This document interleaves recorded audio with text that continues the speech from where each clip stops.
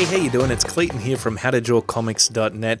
In today's video, I'm going to show you how to draw up the female head from a very near front angle, okay? It's not a flat front angle because, I personally find those diagrammatic illustrations to be a little less appealing and less fun to do, just because they lack personality and they look a little static. So I'm going to show you how to draw that up, and then if you like that and you get a lot of and you take some value away from this particular tutorial, I've done up another 2 female heads from the 3/4 angle or the near 3/4 angle and the near side angle, which you can check out over on Skillshare. So I hope you enjoy this video. Thanks so much for watching. Let's get into it. When it comes to drawing anything, no matter what it is, it could be a head, it could be a body, it could be the arms and legs, I always start out with a foundation that I can lay down onto the page in order to figure out how big my character is going to be, how they're going to be posed and positioned. But most importantly, the basic structure, the foundation that I lay down before I begin jumping into the details or even the anatomy stage, is that this helps me to establish the proportions. And for the head specifically, what this entails, the foundations, is a very basic structure. So this basic structure is made up of a sphere, which you can see me laying down now for the cranium. Then I chop the sides of that sphere off to create the temporal areas of the head. And then I drop down a line straight through the middle of the face, all the way down to the chin, where I place in the jaw and ultimately establish the overall length of the face. And this is the same way I approach male heads and female heads. There's not really a difference at this stage besides the basic shape, which is also somewhat established here in the foundational stage. But once the foundations are placed down onto the page, the next step is to begin drawing right over the top and placing in the facial features and ultimately the hairstyle as well, which we'll get to in just a little bit.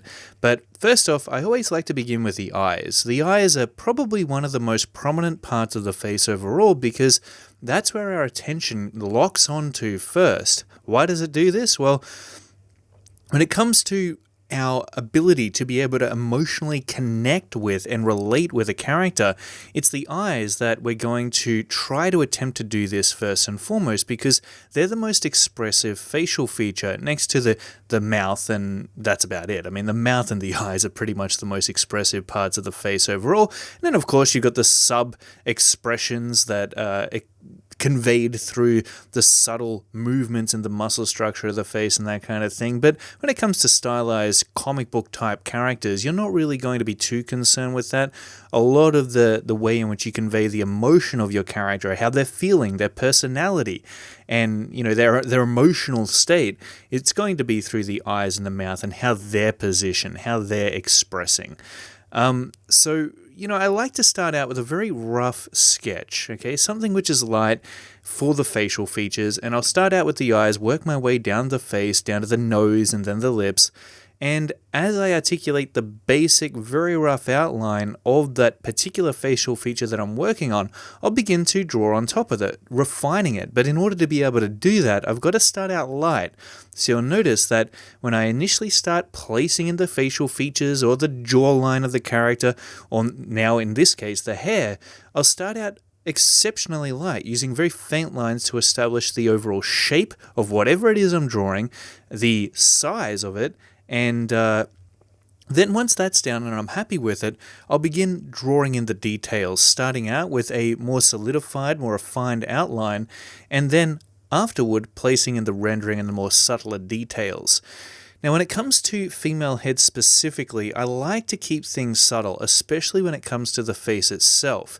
And when I'm talking about the face itself, I'm really referring to the area where the facial features are going to be placed, and then, of course, the neck as well. You really don't want to put too much refinement into the neck muscles, okay? They shouldn't be too defined because that's going to ultimately lead to a character which appears aged or overly masculine, and it's okay to have a masculine-looking female head, but you don't want to sacrifice the femininity that actually makes it appealing in a feminine capacity, right? So you want to be able to show that the person that you're depicting is still a woman, because if the viewer is confused as to whether or not they're looking at a female character or a male character, then there's going to be a disconnect there. There's not going to be an established, reinforced understanding of the idea you're trying to represent and the idea that they're perceiving. So you want to try to make sure that the idea you have inside your mind, what you intend to represent to the audience,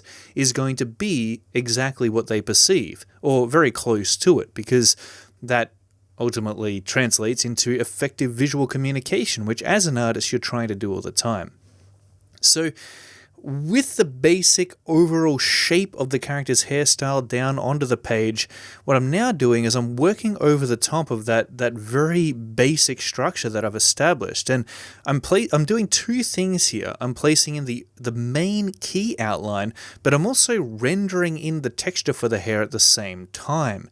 And the reason that I do these at the same time is because, I'm kind of letting myself creatively loose here, so to speak. I'm not thinking about it too much. I'm really letting my hand just have free rein and begin placing in the details without thinking about the overall method that I like to approach usually too much. And the method that I would usually take on here, if I was being careful, because this is kind of risky business, is I do the overall outline before placing in the rendering. But as I said, I'm kind of doing both here. And the reason as to why I'm usually doing it one way or the other is because when I'm in my creative space, when I'm really feeling the artistic muse shine through, and I'm just, I'm having a great time on the drawing board, I'm not thinking too much, I'm not overanalyzing the situation, I like to just take things as they come. So in this particular case, I am placing in the outline and I'm establishing the main contours within the hair, but I'm also kind of breaking it up as I go and placing in that rendering, as I said before. Now, the way in which I like to place in the rendering is I'll consider where the key light source within the scene is going to be placed. And in this case, it's going to be placed from the top left of this particular character's head. And as it shines down onto their head, what we're going to see is that on the dark side of the hairdo, so to speak, we're going to see more rendering.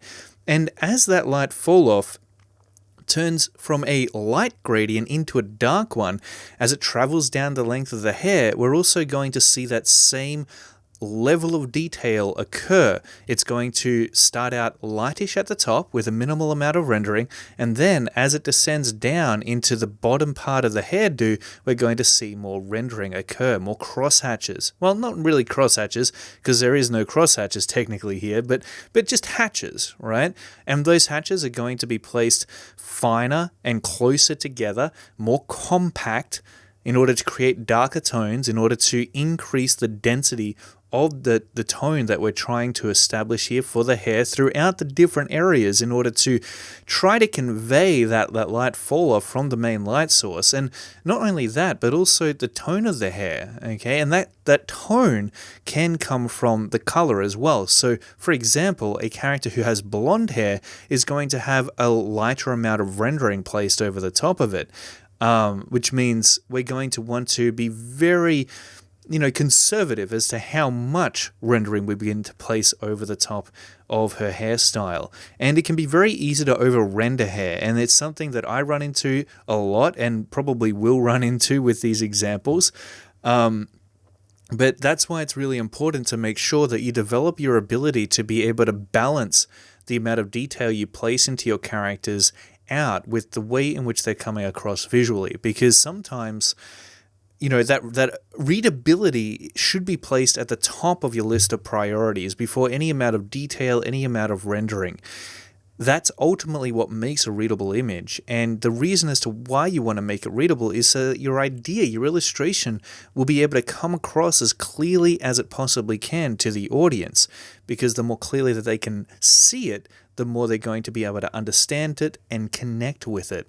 And that's really what I'm always constantly trying to do here when it comes to, anything that I draw, but more specifically here with the female character portraits that you're seeing me do up right now.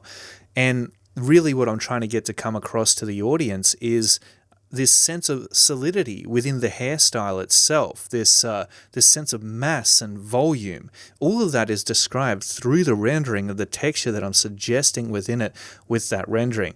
So now that everything's basically established, essentially all the rendering is done, the main outlines are placed in, I'm going back over the top of the drawing and I'm starting to darken up the lines where I think that there needs to be a little bit more emphasis placed. And this is really a line weighting process, essentially, where I'm getting, for example, you can see that I've darkened up the outline around the inside of the eyes there so that I can get them to stand out more, so that their shape is more solidified.